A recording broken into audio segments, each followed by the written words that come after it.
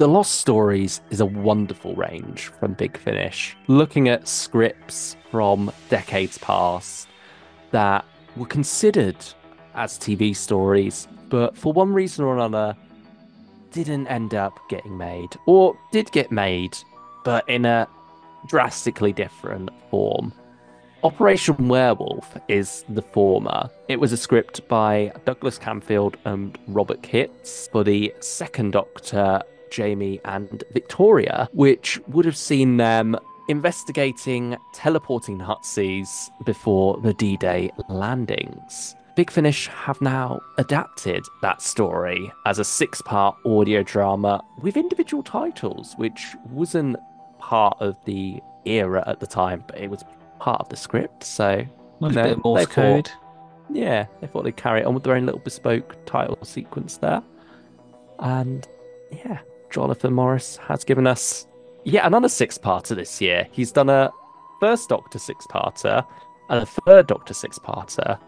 Now he's given us a second Doctor six-parter, Operation Werewolf.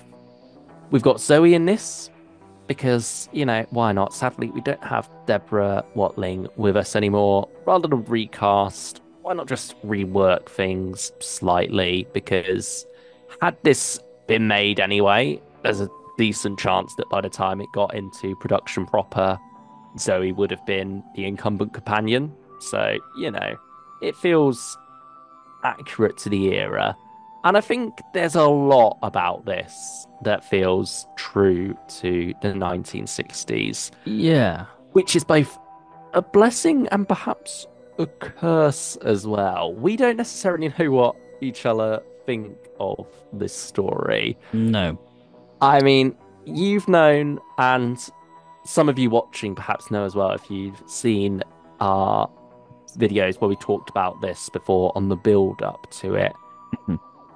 This has been a release I have been very excited for since they announced it, really. I mean, even before that, I knew about this Lost Story and always wanted it to be made by Big Finish. You know, I love my World War II stories. I love my And the Second second Doctor, Doctor. has got a lot of World War II stories as well. Yeah, he does. All of them pretty strong, I think. We'll see if this is added to that Mm. pantheon shortly. But yeah, it came out on my birthday. So, Happy birthday. I mean, it was delayed, but somehow it managed to get through its original release date. So well done, yeah, Operation Werewolf. gave us a bit of a scare there. It was like D-Day itself. They thought, oh, the weather's turning. We might not be able to pull this off. But then a miracle happened at the last minute.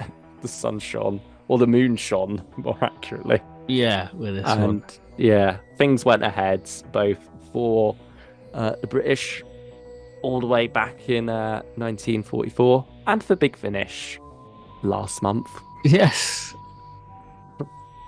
Um, What did you think, Ben? I think this is a better World War II story than it is a Doctor Who story. Ooh, elaborate.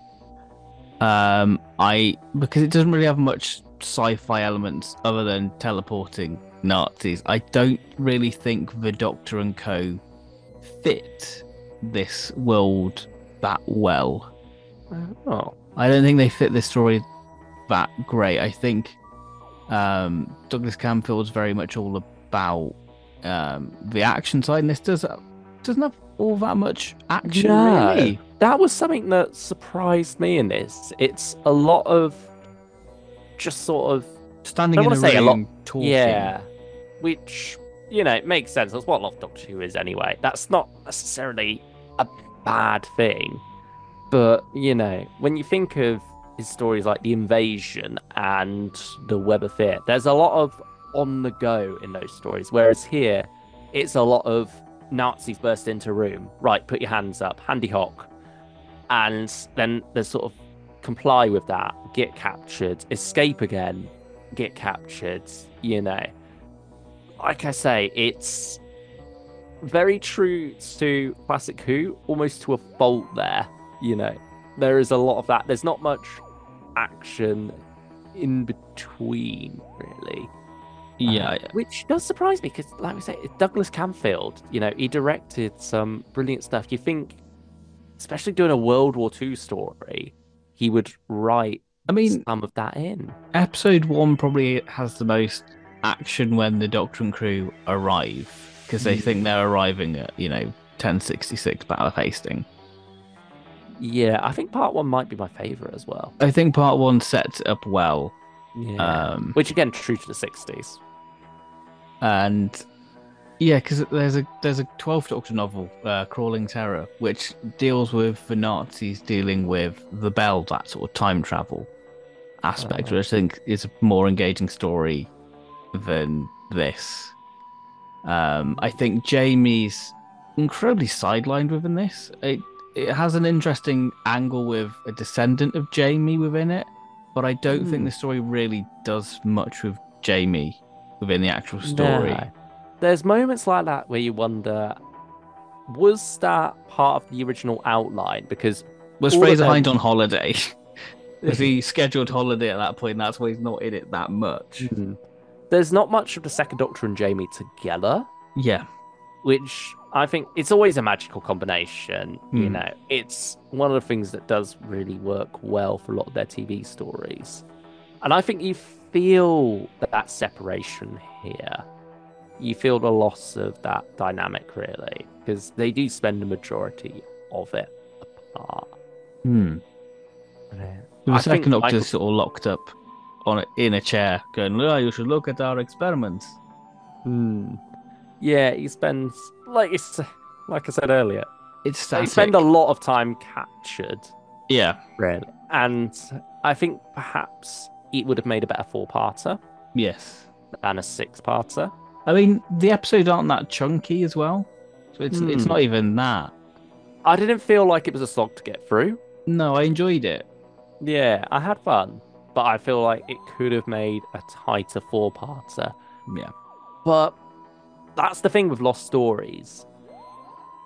How much do you change before it no longer becomes true to Yeah. what you're doing here? Because it would have been a six-parter. It probably would have been slow. So, this does feel like an authentic recreation of that, of what could have been done at the time. You I could. could easily see all of this being Yeah. made. There's I can. nothing that stands out as, oh, I, that's a bit too high budget. yeah, because I think it's quite simple. You can imagine the film sequences on location, like the telephone phone Mm, box. There's nothing really too taxing for it, whether it's because it's very close to the actual war being like what 20 years after.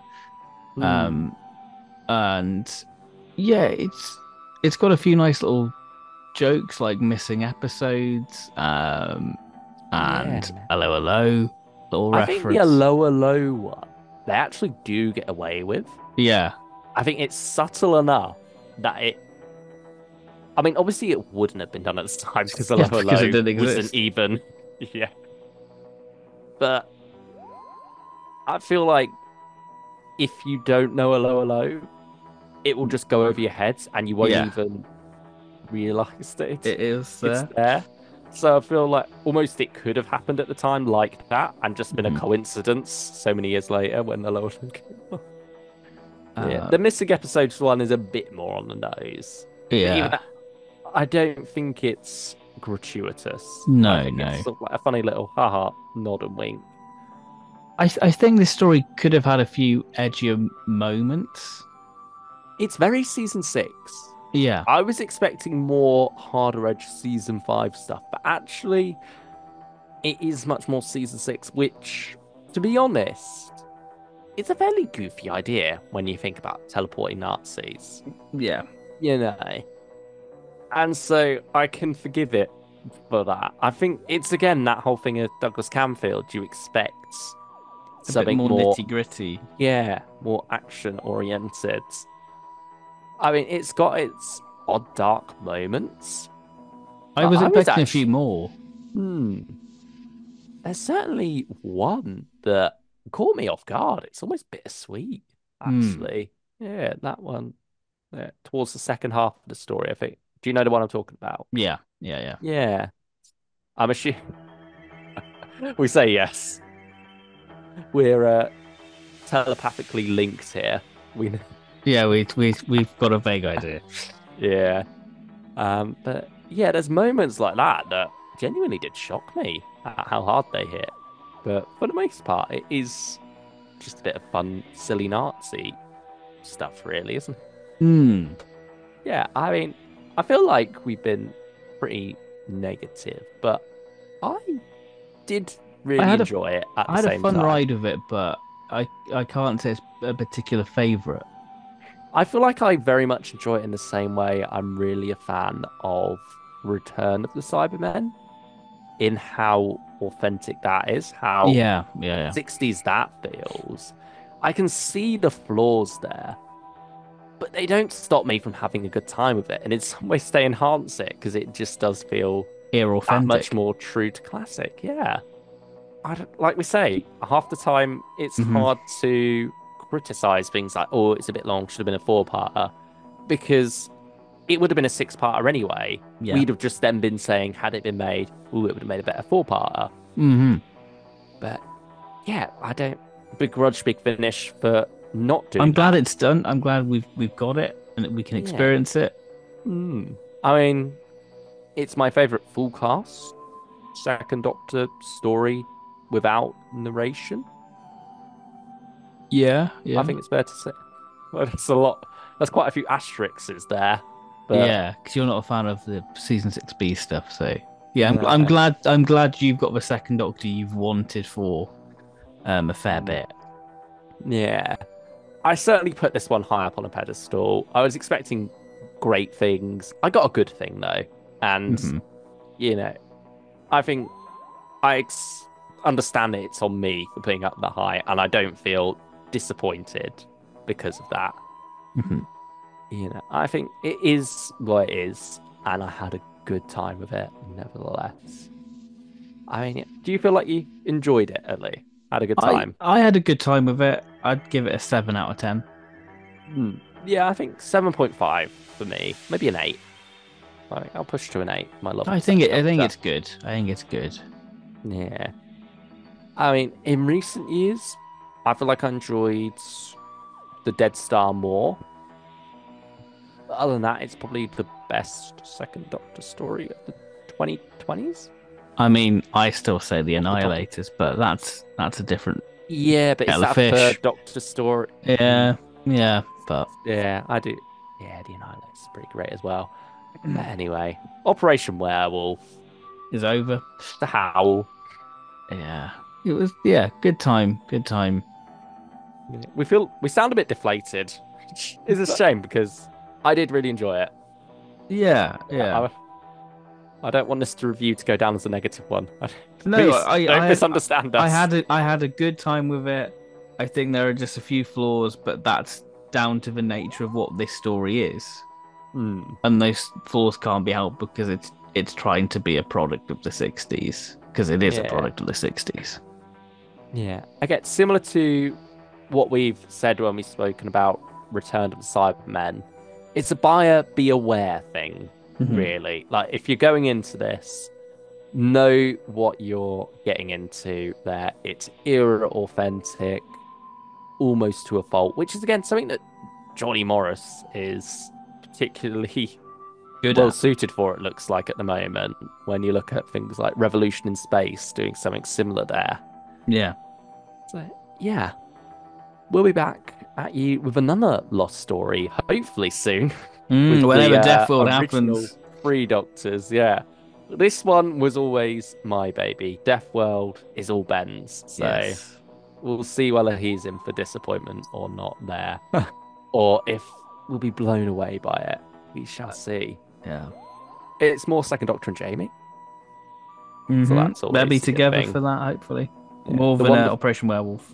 the wonderful Stephen Noonan as well. Yes. John Coleshaw, ever reliable as the Brigadier. And of course, Tim Treloar and Katie Manning as the Third Doctor and Joe Grant. Exciting times are ahead, we hope. Fingers Mm, crossed. yeah, Stay tuned absolutely. until then. We'll see you next time. Goodbye, everyone. Bye bye. Oh, and let us know your thoughts on Operation Werewolf down below if you've listened to it. Go Dot dot for it. dot. dash dash. Send it in Morse code. Yeah, We can type out translate an it. entire review in Morse code. Please do. I'll rate anyone who actually does that. Ah, fair play to you. Anyway, Goodbye. bye bye.